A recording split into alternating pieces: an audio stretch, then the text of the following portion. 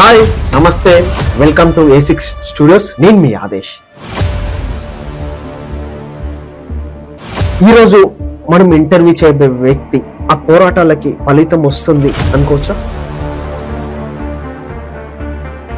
ఈ నిరుద్యోగం అనేది పోవాలని అంటే ఏం చేయాలి సార్? నిరుద్యోగత పోవాలి అని అంటే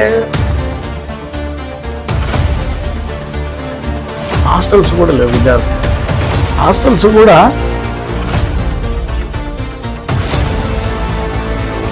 కొన్ని పేపర్లు లీక్ అవుతున్నాయి. దీని ద్వారా వ్యవస్థ ఏమవుతుందంటే స్టూడెంట్స్కి ఇయ్యాక మీరు అన్నారు గత ప్రభుత్వం ఉన్న BRS ప్రభుత్వం కట్లా నోటిఫికేషన్ వేసిన పేపర్ లీక్ అయిపోతున్నాయి అవ్వను. ఇప్పుడు కాంగ్రెస్ ప్రభుత్వం ఉంది.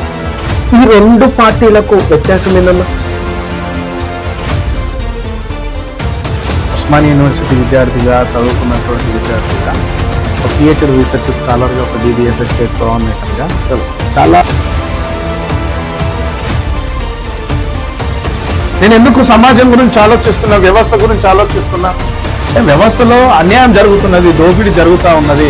ఒక చదువుకునేటువంటి వ్యక్తికి సమాజంలో జరుగుతున్నటువంటి ఈ అన్యాయాలను ఇంత దోపిడీ జరుగుతున్నది. 180% ఉన్నటువంటి SC BC మైనార్టీ వర్గాల మనము అగ్రవర్ణ పార్టీల దగ్గర మనం బానిసలుగా ఉన్నాము.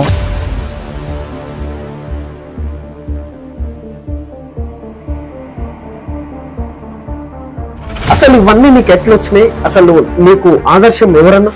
Doctor Maliganti Sharath Chamar sir. అసలు ఏంది ఆ సంస్థ, ఏం చేస్తారు? DBSA అంటే Dalit Bahujan student association. DBSA సంఘాన్ని ఈ ఉద్యమాలలో ఉండేటువంటి కాదు.